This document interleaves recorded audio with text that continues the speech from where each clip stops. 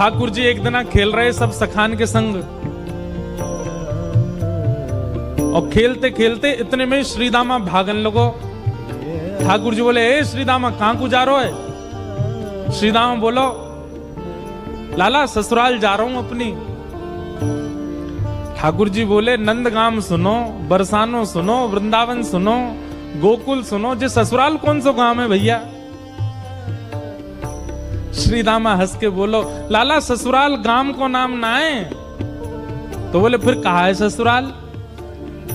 बोले, जब ब्याह है जाए ना तो अपनो घर तो पीहर है और पत्नी को घर जो है क्या वो ससुराल है। ठाकुर जी बोले, जे पत्नी कौन होवे? बोले, लाला जैसे नंद बाबा की तेरी मैया यशोदा पत्नी है, ऐसे ही मेरा ब्याह है रो, मैं पत्नी लेवे जा रहा हूं, तो पत्नी के घर को ससुराल के में। ठाकुर जी गए श्रीदामा के पास, ओए श्रीदामा मेरो ससुराल कौन सा है? मेरे ससुराल को नाम बता।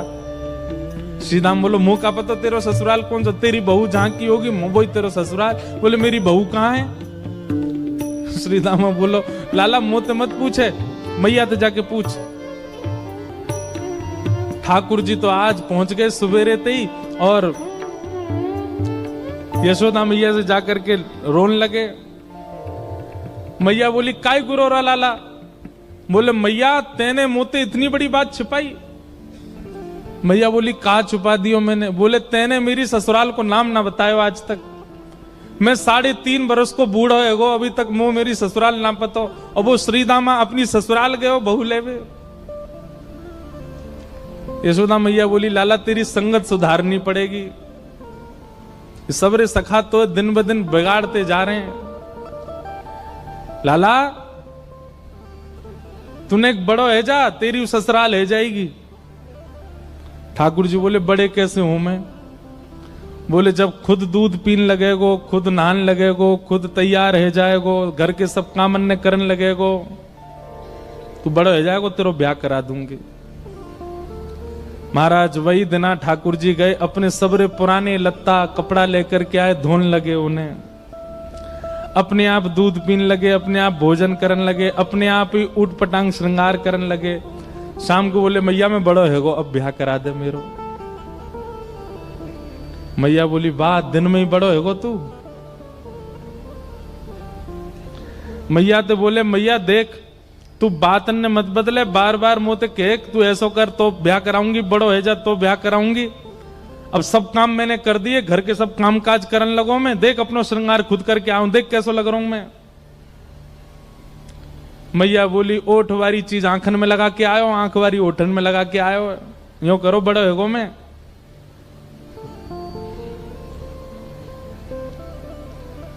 ठाकुर जी बोले, मैया मेरो ब्याह करा दे, नहीं तो श्रीदामा बहू लेके आ रहा हूं, बाकी बहू ले आऊंगा मैं, वही की बहू को ले आऊंगा, वही की ससुराल को अपना बना लूंगा। तभी एक सखा दौड़ो दौड़ो आयो, बोले, ए लाला देख श्रीदामा बहू लेके आ गो। बहू को नाम सुनते ही ठाकुर जी तो मचल गए, लेके चल मुंह को जल्दी। मैया रोकने लगी, बोले, लाला ने सुधर के तो जा, कैसो बन के जा रहा है?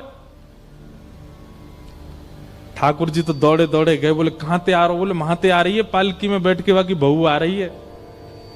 ठाकुर जी पहुंच गए, बीच रास्ता में रोक ले, सबको कथा पता है। माधवी की मां ने पहले ही मना करके भेजा था कि बोले, तेरे सखा, तेरे पति जो श्रीदामा, उनके जो सखा कृष्ण है, उनको मुख मत दिखाइयो। ठाकुर जी पालकी में घुस गए, हाथ पांव जोड़ के कहने लगे, भाभी जी एक बार ने अपना मुख दिखाए दो, लेकिन माधवी ने नहीं दिखाया। अब देखो, भक्त नहीं चाह रहा है कि ठाकुर जी को मैं मुख दिखाऊं, पर ठाकुर जी तो देख रहे हैं ना। आप कितनों भी उनको देख लो, लेकिन आपके चित्त में भक्ति को संचार तभी होगी जब उनकी कटाक्ष आप पे पड़ेंगे। तो एक बात तो सिद्ध है कि यहां बैठे जितने भी हैं, एक बार भी यदि नाम के प्रति प्रेम आपके चित्त में बढ़ रहा है तो ठाकुर जी ने कभी तो देखें, भूल के ही सही देखे तो हैं हम, तभी हमारे चित्त में भाव उत्पन्न। ठाकुर जी कह रहे हैं देख ले, बड़े बड़े जोगी, बड़े बड़े तपस्वी, बड़े बड़े ध्यानी हमारे मुख को देखवे के काजे तड़पे, और हम तेरे सामने बैठे हैं, तू हमें मोहना दिखा रही अपनो। माधवी ने मुख नहीं दिखाया। ठाकुर जी बोले ठीक है, तड़पेगी मुख को देखवे के काजे। माधवी बोली मोए ना तड़पनो, मेरे पास मेरो खसम है, वही देख लूंगी, तुम्हें काहे को देखना। ठाकुर जी बोले वचन दे के जा रहा हूं, तड़पेगी। जैसे छोटे से बालक कभी कभी बड़ी बड़ी बात करते हैं तो बड़े लोग उसको मजाक में लेते हैं, ऐसी माधवी ने भी मजाक में लिया, देखा ही नहीं ठाकुर जी को। लेकिन ब्रज वृंदावन में तो और कोई काम ही नहीं। या दो हने बहनने मथनो पलेपो प्रेंखे खनार भरुदितो क्षणमार जनादो। श्री शुकाचार्य जी वर्णन करते हैं वृंदावन में कैसी स्थिति है। गोपियां दोहन करती हैं तो घर घर घर जो दही की मथनी की आवाज आती है ना, उसी में ही कीर्तन करने लग जाती हैं। कृष्ण ऐसे, कृष्ण के नेत्र ऐसे, कृष्ण की नासिका ऐसी, कृष्ण के कान ऐसे, कृष्ण को मोर पिछ ऐसा, कृष्ण की पीतांबरी ऐसी, कृष्ण की भुजा ऐसी, कृष्ण के चरण ऐसे। कोई गोपी अपने घर में चौका लगा रही है और चौका में पौंछा की जो छर्र छर्र आवाज आवे, वही छर्र छर्र ध्वनि में ही कीर्तन करने लग जाए, कृष्ण ऐसे, कृष्ण ऐसे। हसितम मधुरम चलितम मधुरम वमितम मधुरम मधुराधिपते अखिलम मधुरम। इन सबकी बातें सुनकर के मीराबाई, माधवी को ऐसा लगता है कि इन सब से तो मैं श्रेष्ठ हूं, कम से कम अपने पति की हूं, इन सब की तरह तो नहीं। पूरे दिन उस कृष्ण की प्रशंसा करती रहती हैं। सब गोपियां माधवी से कहती हैं अभी तक तेरे सामने आयो ना आए और तेने अभी तक देखो ना आए। अरे या प्रेम को काम भावना ते मत देखियो, 3.5 वर्ष को 4 वर्ष को है, लेकिन वाक्य प्रति एक अलग ही प्रेम प्रकट है। चाहे माधवी सबको ज्ञान देती है, बोले चाहे 3 वर्ष को 4 वर्ष को है तो अन्य पुरुष, क्यों उसकी बातें करती हो, क्यों उसकी ओर देखती हो।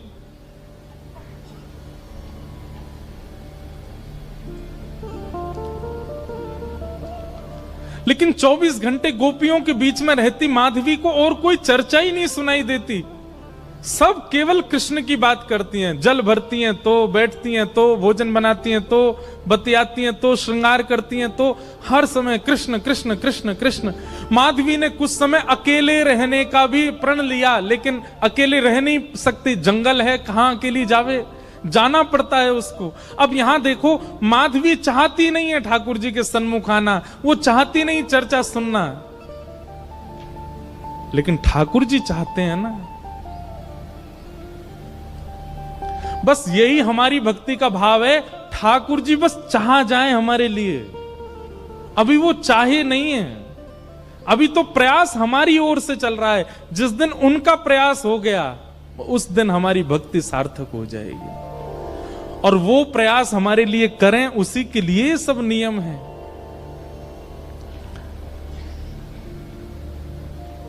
अब तो माधवी 24 घंटा ठाकुर जी का नाम सुनती है। एक दिन रात में सोई तो अब कानों में कृष्ण कृष्ण कृष्ण कृष्ण गूंज रहा है, तो कान बंद करती है। पता नहीं पूरे दिन इतना नाम सुनती हूं कि अब तो कानों में भी यही गूंजता है। कान बंद करके सोती है तो स्वप्न में कृष्ण ऐसे हैं। अब कृष्ण देखे नहीं है, लेकिन उसको श्याम वर्ण, पीली पीतांबरी, वंशी, मोर पिछ सब अनुभव होता है। उठ के बैठ जाती है, नेत्रों को मीटती है, क्या करूं मैं, नहीं चाहती है स्वप्न मुझे आवे। श्याम दृगन की चोट बुरी रे, श्याम दृगन की चोट। ठाकुर जी देख लेंगे तो ऐसे है जाओ। अब धीरे धीरे माधवी की स्थिति ऐसी होने लगी कि अब वो ना चाह करके भी कृष्णमयी ही हो गई है। रात्रि में सोती, अचानक उठ बैठती है, ऐसा लगता है मानो जैसे उसका हाथ पकड़ लिया हो।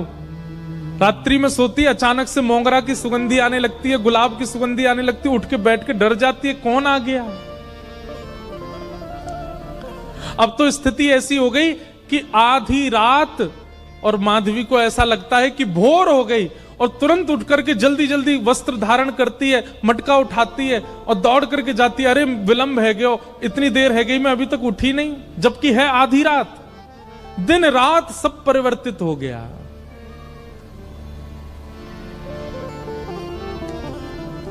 पहुंच गई यमुना तट, और यमुना तट जाकर के देखा एक भी गोपी नहीं है। तो माधवी को लगा कि मैं विलंब से आई हूं, सब शायद जल भर के चली गई हैं।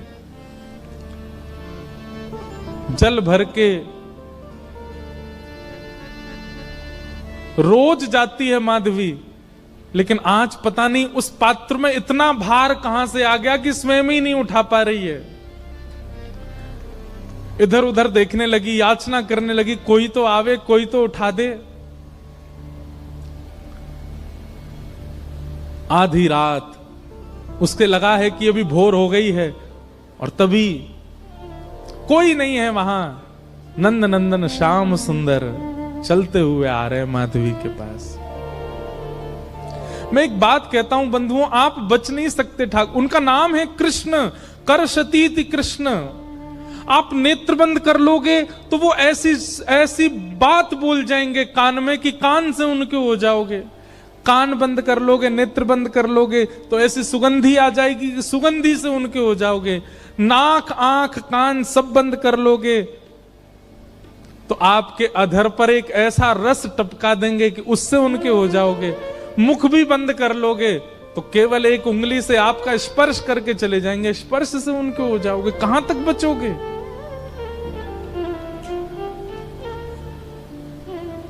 माधवी की मति घूम गई है। आधी रात ही आ गई और तभी ठाकुर जी वहां पहुंच गए। पहले तो चाल देखी तो चाल पर मोहित हुई, फिर जब वक्ष देखा तो वक्ष पर, जब हाथ देखे तो हाथ की चलन पर मोहित हो गई, और मुख देखा तो भूल गई सुध बुध।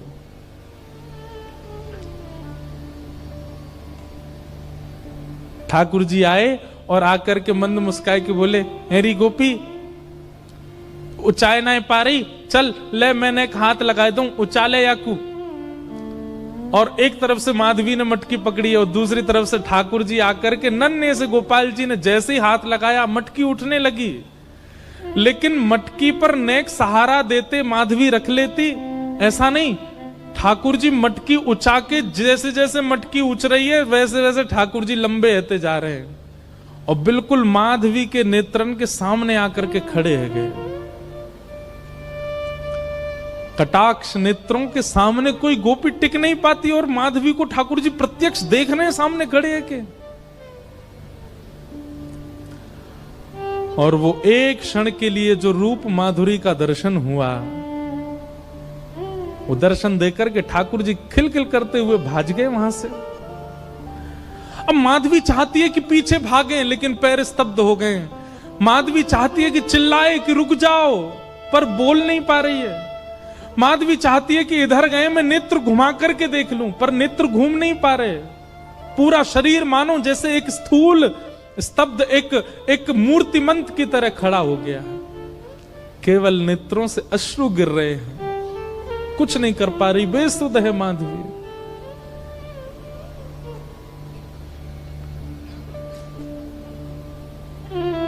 वहीं खड़ी रही तब तक जब तक भोर में गोपियां जल भरने नहीं आ गईं। अश्रु जलों से जल पूरा वस्त्र भीग चुके हैं माधवी के। और तभी सब गोपियां आई, आकर के देख, अरे ये माधवी ये पहले ही आ गई जल भरवे।